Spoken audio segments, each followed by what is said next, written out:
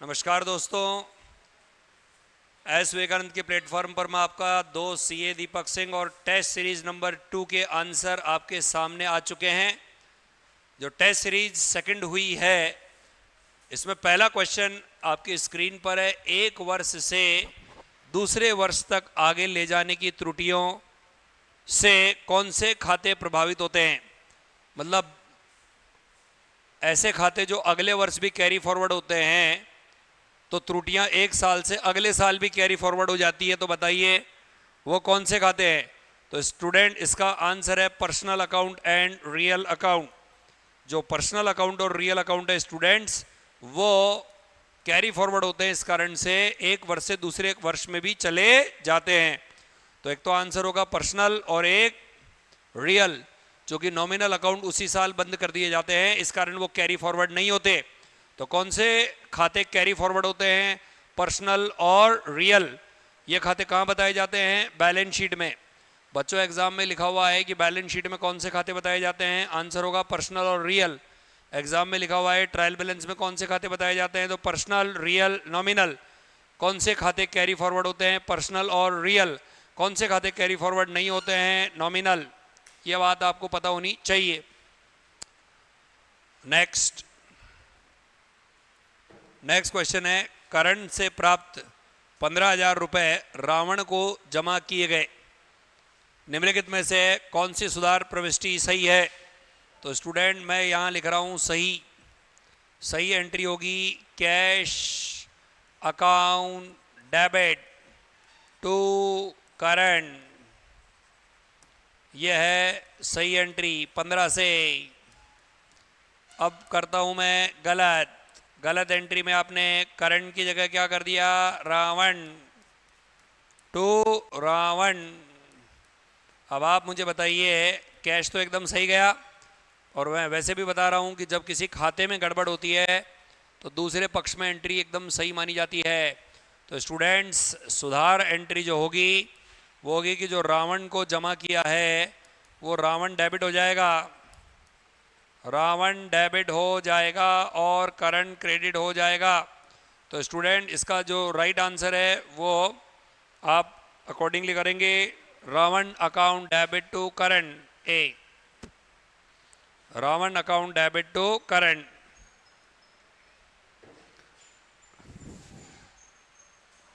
Next, Santhanam को 1,000 रुपए की क्रेडिट बिक्री को परचेज बुक में गलत तरीके से पास किया। निम्नलिखित में से कौन सी सुधार प्रविष्टि होगी? तो स्टूडेंट, क्रेडिट बिक्री को परचेज बुक में, ध्यान रखना, क्रेडिट बिक्री जो होती है, क्रेडिट बिक्री वो होती है सेल बुक में, और आपने, ये सही है, आपने एंट्री पास की परचेज बुक में।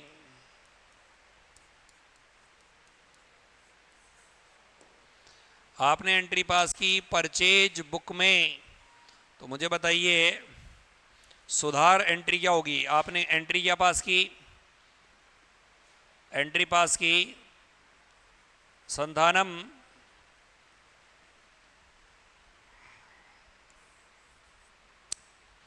पहले मैं लिख देता हूं सही एंट्री क्या पास करनी चाहिए थी? संधानम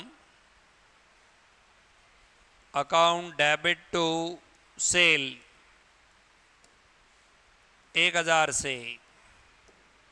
यहां लिख रहा हूं मैं गलत, क्योंकि जब बुक में गड़बड़ होती है तो पूरी एंट्री ही गड़बड़ होती है, संपूर्ण दोहरा लेखा ही उल्टी होती है। यहां पर क्या हो जाएगा? Purchase account debit to Santhanam 1। अब सुधार एंट्री क्या होगी बच्चों? जो गलत एंट्री की है उसकी उल्टी एंट्री करोगे और सही entry as it is pass करोगे। तो स्टूडेंट, सुधार एंट्री क्या होगी?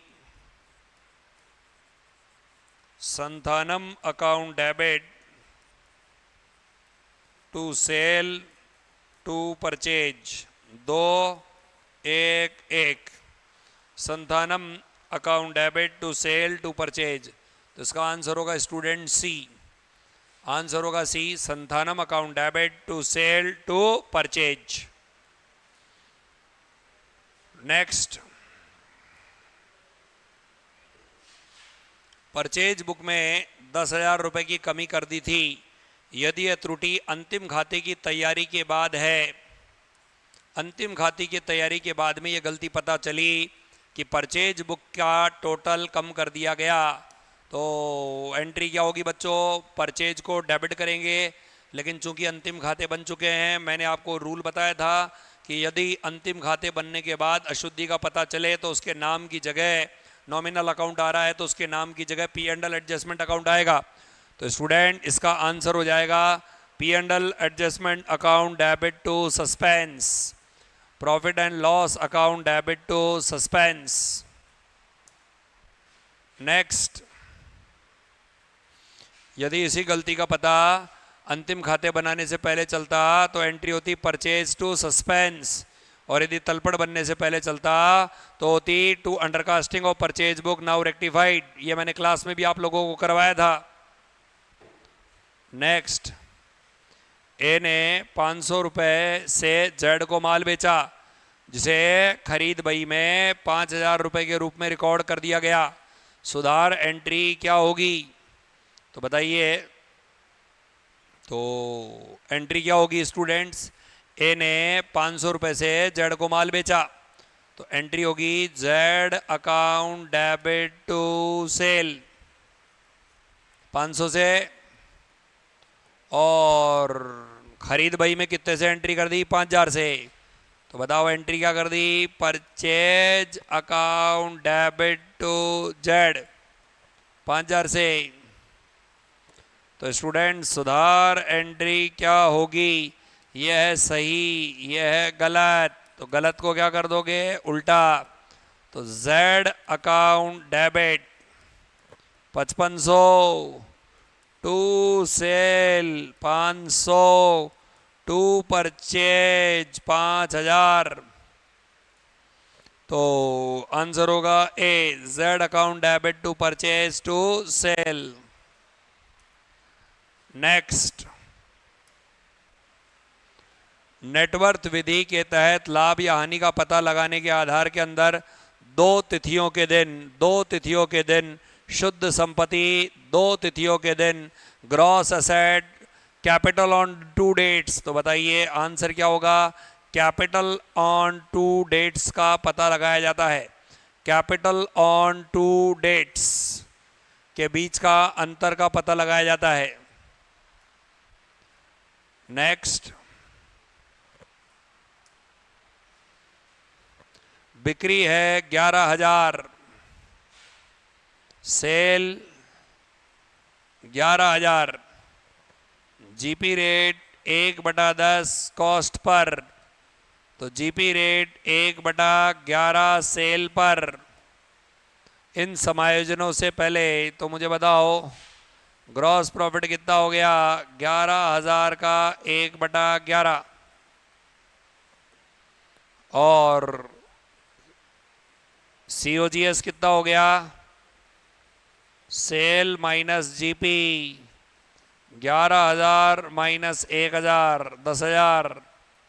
तो 1 लाख में से 10,000 घटा दो, 90,000, 90,000 का स्टॉक बचेगा। नेक्स्ट, निम्नलिखित विवरण से कुल बिक्री ज्ञात करो। तो स्टूडेंट कुल बिक्री का मतलब होता है टोटल सेल, और टोटल सेल के अंदर 2 चीजें आती है बच्चों। एक तो आती है कैश सेल और एक आती है क्रेडिट सेल। कैश सेल प्रश्न में दे रखी है 28,400। क्रेडिट सेल हमें निकालनी है, उसके लिए डेटर खाता बनाना पड़ेगा। ओपनिंग डेटर है 10,200, देनदारों से रोकड़ प्राप्त 30,400, sales return 2700, bad debt 1200, closing debtor 13,800। तो इसको सॉल्व करेंगे। सॉल्व करने के बाद यहाँ पर आएगा उधार सेल, तो जोड़ लगाइए 30,400 प्लस 2,700 प्लस 1,200, फटाफट से कैलकुलेट कीजिए मेरे साथ में। 30,400 प्लस 2,700 प्लस 1,200 प्लस 13,800, 48,100 माइनस 10,200, 37,900। यह 37,900 यहाँ आएंगे। इसमें आप जोड़ेंगे 28,400 कैश सेल, तो यह आ गया 66,300, 66,300। Question number 8, 66,300। यस।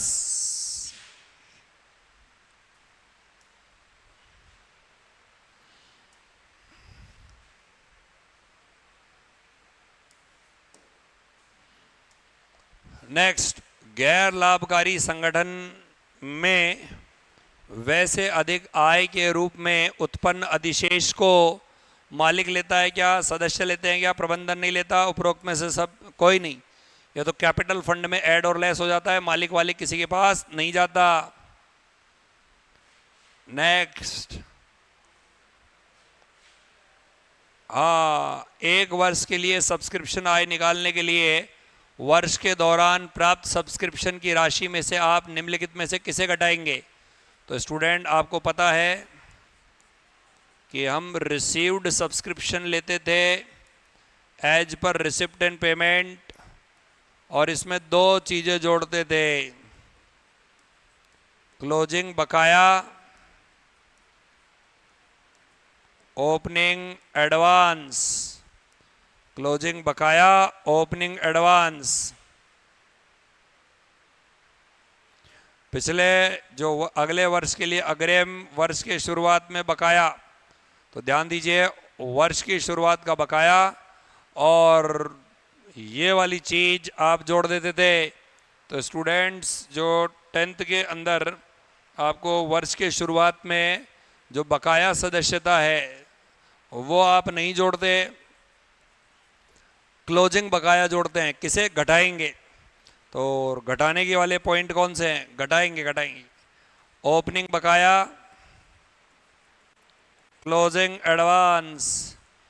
तो स्टूडेंट्स, यहाँ पर आप मुझे बताइए, प्राप्त सब्सक्रिप्शन में से किसे घटाएंगे? तो घटाएंगे में पिछले वर्ष से संबंधित प्राप्त सदस्यता ये घटाएंगे, अगले वर्ष का क्लोजिंग एडवांस ये घटाएंगे, ओपनिंग बकाया ये घटाएंगे। तो आंसर क्या आएगा? उपरोक्त सभी। नेक्स्ट, XYZ क्लब में एक बार है जो अपनी व्यापारिक गतिविधियों के लिए अलग से एक ट्रेडिंग अकाउंट खोलता है। निम्नलिखित में से कौन सा बार ट्रेडिंग गतिविधियों के लाभ हानि का सही उपचार है? तो स्टूडेंट्स, जो लाभ हानि है वो आय व्यय खाते में प्रस्तुत किए जाएंगे। जो आपने अलग से ट्रेडिंग अकाउंट बनाया है उसमें लाभ निकलता है इनकम एंड एक्सपेंडिचर के इनकम में, और हानि निकलती है इनकम एंड एक्सपेंडिचर के व्यय में चला जाएगा। Trading account is prepared by any firm is recorded all these entries related to same kind of transaction. XYZ club profit or loss in income and expenditure account, the profit or loss जो है वो वहाँ पर transfer हो जाएगा। क्यों? एक लेखा वर्ष के शुरू में एक क्लब के पास 19,000 रुपए की संपत्ति है और 5,000 रुपए की देनदारियां हैं। 19,000 रुपए की संपत्ति है, 5,000 रुपए की देनदारियां हैं, रुपये 1,800 आय और व्यय खाते में डेबिट शेष है। तो बताइए, ये बैलेंस शीट है, इसमें ये 14,000 कैपिटल फंड है और 1,800 ये है, इसका मतलब ओपनिंग कैपिटल फंड 15,800 पड़ा होगा, 15,800 पड़ा होगा तभी आया होगा। तो आंसर आएगा 15,800। नेक्स्ट,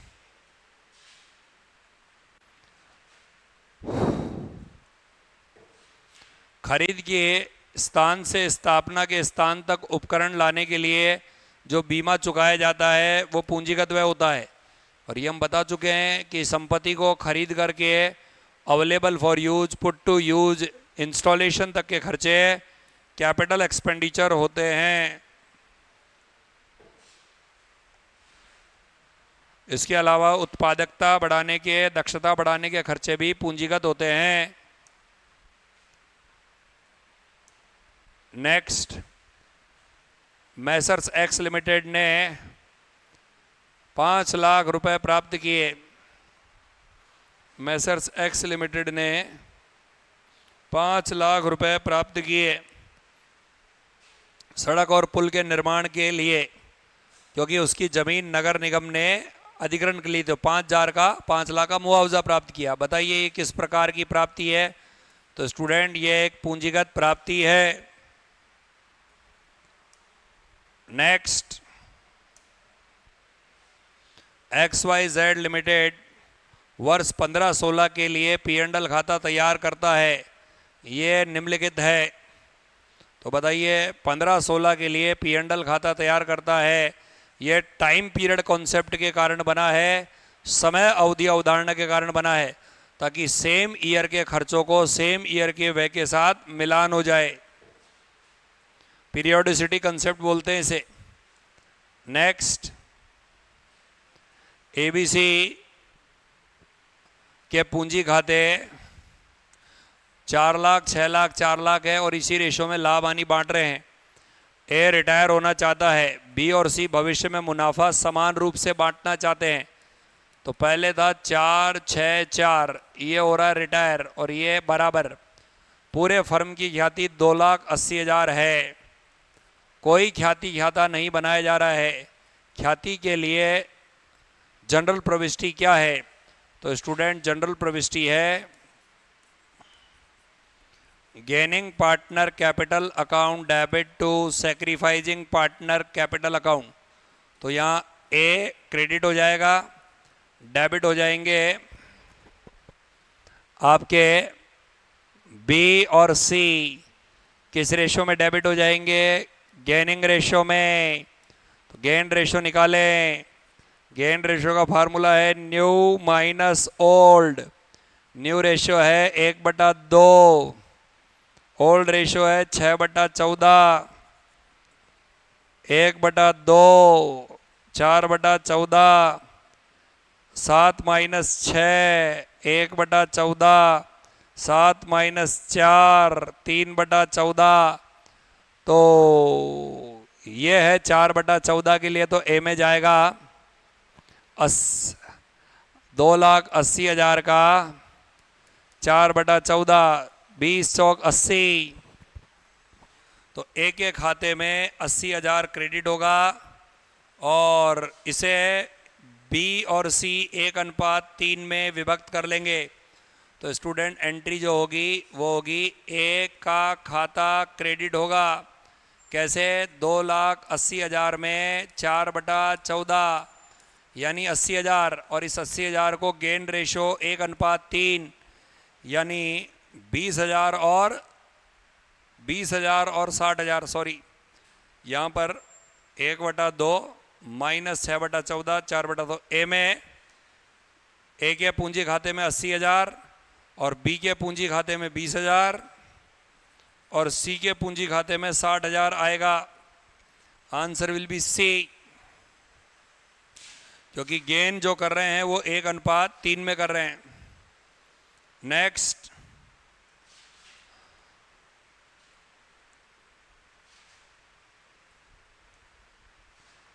PQR 432 भविष्य में PQR 432 Q रिटायर ये 5-3। H को लाभ के लिए 3 शेयर भाग के लिए भर्ती की जाती है, जिसमें से आधा P द्वारा उपहार दिया जाता है। शेष शेयर H द्वारा समान रूप से P और R के रूप में लिए गए। H के प्रवेश के बाद P और R के लाभ अनुपात के बाद नया लाभ विभाजन अनुपात क्या होगा? तो स्टूडेंट पहले तो Q चला गया और उसके उपरांत रेशो रहा 5:3। फिर H को लिया PRH 3/10 के लिए, जिसमें से आधा P द्वारा और शेष H द्वारा समान रूप से P और R के रूप में लिए गए थे। ठीक है, H के प्रवेश के बाद P और R के लाभ हानि अनुपात के बाद नया लाभ हानि विभाजन अनुपात ज्ञात करो। तो स्टूडेंट्स इधर देखिए,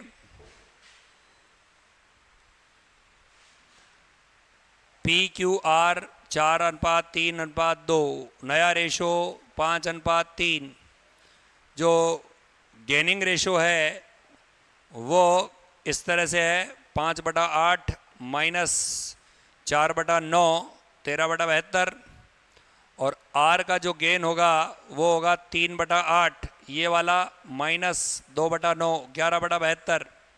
तो गेनिंग रेशो होगा 13:11। अब H का एडमिशन हो रहा है तो H के एडमिशन में ये ओल्ड रेशो हो गया, H 3/10 के लिए आया।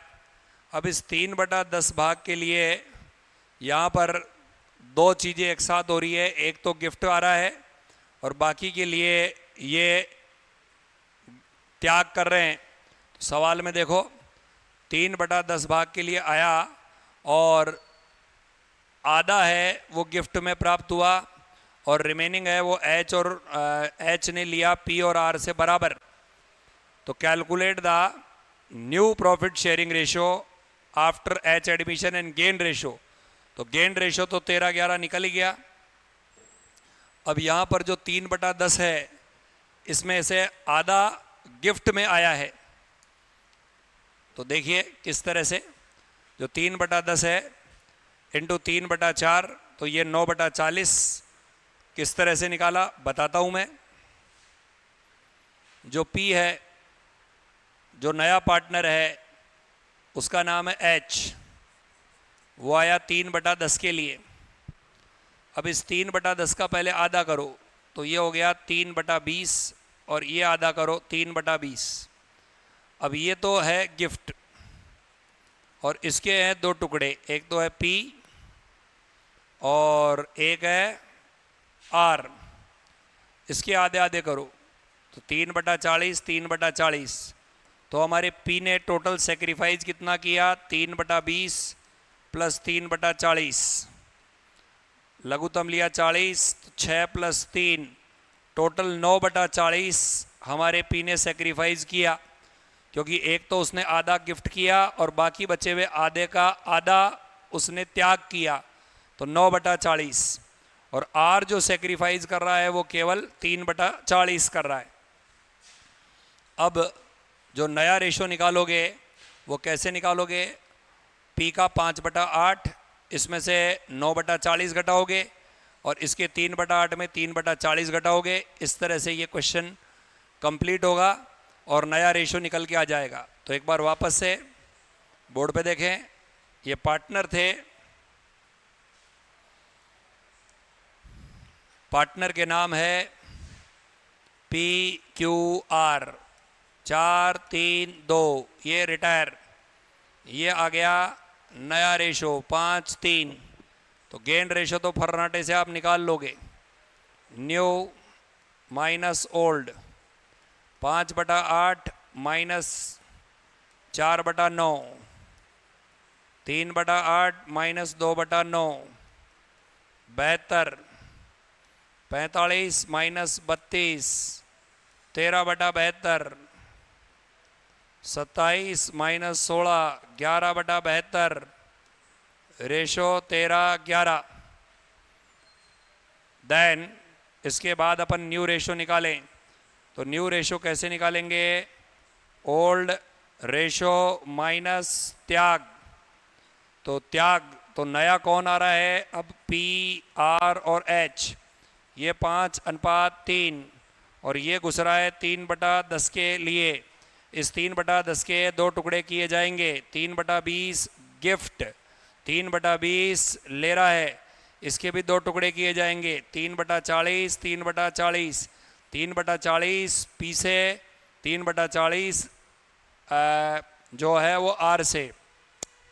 तो हमारे पी ने जो टोटल त्याग किया वो किया 5/8 माइनस 3/20 माइनस 3/40, और हमारे आर बाबू ने जो त्याग किया वो किया 3/8 माइनस 3/40। तो अब आप लघुत्तम ले लो।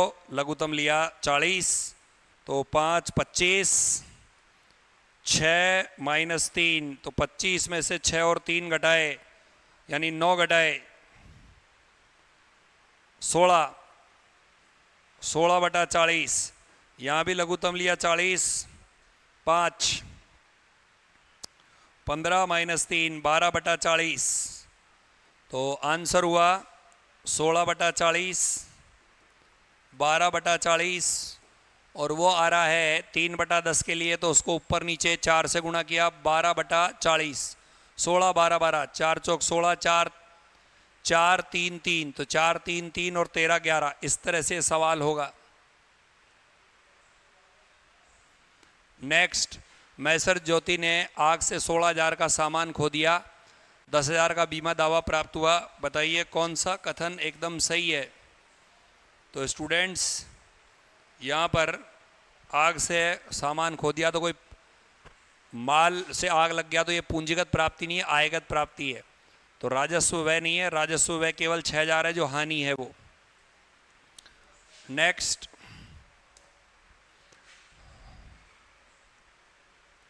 व्यक्तिगत खातों और नगद खातों को रखना, ध्यान रखिए, पर्सनल अकाउंट और कैश अकाउंट को रखा जाता है वो सिंगल एंट्री सिस्टम में रखा जाता है। सरल एकल प्रविष्टि है, सिंपल सिंगल एंट्री सिस्टम है, उसमें कैश और पर्सनल अकाउंट ही रखे जाते हैं। प्योर सिंगल एंट्री है, सरल वाली है, सिंपल सिंगल एंट्री सिस्टम है। निम्नलिखित में से कौन सी कैश बुक को कैश अकाउंट के रूप में माना जाता है? तो सिंगल कॉलम कैश बुक को कैश अकाउंट के रूप में भी माना जाता है। नेक्स्ट, नगद का दुरुपयोग कौन सी एंट्री से नहीं होता? तो यदि आप प्राप्ति पक्ष में फर्जी एंट्रियां कर दो, काल्पनिक में प्राप्ति में, तो फिर दुरुपयोग थोड़ी है। प्राप्ति पक्ष के अंदर यदि एंट्री ना करो तो दुरुपयोग है, प्राप्त राशि को कम दर्ज करो तो उपयोग है, भुगतान में काल्पनिक करो तो दुरुपयोग है, लेकिन प्राप्ति फर्जियां बताओ वो दुरुपयोग थोड़ी है। सी। नेक्स्ट, 560 रुपये का चालान 650 रुपये में दर्ज हो गया, बिक्री का चालान 21,440 डेबिट पक्ष में आ रहा है। तो आप मुझे बताइए ज़्यादा कितने से रिकॉर्ड हुआ? 90 से। तो 21,440 में 90 जोड़ दिए जाएं स्टूडेंट्स, 21, तो क्रेडिट पक्ष का योग क्या होगा? तो ध्यान दीजिए, ये डीआर, ये सीआर, ये सेल बुक 650 ट्रायल बैलेंस के डेबिट पक्ष का योग 21,440 के रूप में बताया जा रहा है। कोई अन्य निम्न त्रुटि मानते हुए ट्रायल बैलेंस के क्रेडिट पक्ष का योग क्या होगा? ट्रायल बैलेंस के क्रेडिट पक्ष का योग क्या होगा? 560 रुपये का चालान सेल बुक में 650 रुपये दर्ज कर दिया गया, तो बताइए ट्रायल बैलेंस के डेबिट पक्ष में 21,440 रुपये आए, तो कोई अन्य त्रुटि न मानते हुए ट्रायल बैलेंस के क्रेडिट पक्ष का योग क्या होगा? तो मैं आपको बता चुका हूं कि यहाँ पर यदि बिक्री पुस्तक में गड़बड़ हो, तो हम ये अज्यूम करेंगे कि पूरी एंट्री ही गड़बड़ हुई है, तो आंसर आएगा क्रेडिट पक्ष का योग क्या होगा? तो सेम टू सेम ही हो जाएगा, आंसर हो जाएगा 21,440 ही हो जाएगा, क्योंकि पुस्तक के अंदर गड़बड़ हुई है। नेक्स्ट, इसको हटा देना। श्री वाई ने 28 मार्च को 3,000, 4,500 और 3,600 रुपये के 3 चेक प्रस्तुत किए। 4,500 और 3,000 के चेक अप्रैल में क्लियर हुए। तो बताइए बीआरएस में कौन से चेक आएंगे? तो बीआरएस में वही चेक आएंगे जो अप्रैल में क्लियर हुए। तो आंसर क्या होगा? 4,500 और 3,000। नेक्स्ट, यदि हम पासबुक के अनुसार शेष राशि लेते हैं, पासबुक के अनुसार शेष राशि लेते हैं, ये लो जी, तो कैश बुक का शेष प्राप्त करने के लिए क्या घटाया जाएगा? ये लो सी, ये लो पी। बैंक द्वारा ब्याज दिया गया, ये लो, तो पी से सी बनने के लिए माइनस करेंगे, तो 24 में आंसर होगा बैंक द्वारा दिया गया ब्याज, क्योंकि ये इधर से इधर जाने के लिए माइनस करेंगे। बैंक द्वारा लिया जाने वाला ब्याज, तो लिया जाने वाला ब्याज से इधर आने के लिए प्लस करेंगे, तो आंसर होगा A. Next and last, mister X के पास एक राष्ट्रीयकृत बैंक में 2 खाते हैं, एक करंट अकाउंट और एक सेविंग अकाउंट। उसने बचत बैंक में 5,000 का चेक जारी किया, लेकिन उसकी रोकड़ बही के चालू खाते में जमा हो गया। इसी तरह चालू खाते में 2,000 रुपये का चेक जमा कराया, जो बचत खाते के अंदर डेबिट हो गया। इन 2 खातों के वजह से क्या प्रभाव पड़ेगा? तो स्टूडेंट, सेविंग से चेक जारी किया, लेकिन रोकड़ में करंट अकाउंट में कम कर दिया, तो यह करंट अकाउंट 5,000 से कम हो जाएगा, और जो आपका सेविंग अकाउंट है वो 5,000 से बढ़ा हुआ रहेगा। उसके बाद चालू खाते में 2,000 का चेक जमा कराया, चालू खाते में वो यहाँ पर कर दिया, तो स्टूडेंट्स होगा क्या? सेविंग अकाउंट 7,000 से बढ़ जाएगा, और बचत खाता 7,000 रुपये से, चालू खाता तो 7,000 से कम हो जाएगा, सेविंग अकाउंट 7,000 से बढ़ जाएगा। भाई करंट अकाउंट सेविंग से चेक जारी किया, लेकिन करंट में कर दिया, तो सेविंग 5 से बढ़ गया, करंट 5 से कम हो गया। फिर चालू में 2,000 का चेक जमा कराया, लेकिन चालू में 2,000 का चेक जमा कराना चाहिए था, सेविंग में कर दी, तो 7 से बढ़ गया, 7 से कम हो गया, आंसर होगा सी। तो स्टूडेंट, ये थे आज के सवाल। आई होप सो आपके समझ में आए होंगे। मिलेंगे नेक्स्ट क्लास में कुछ नए बिंदुओं के साथ। Thank you very much.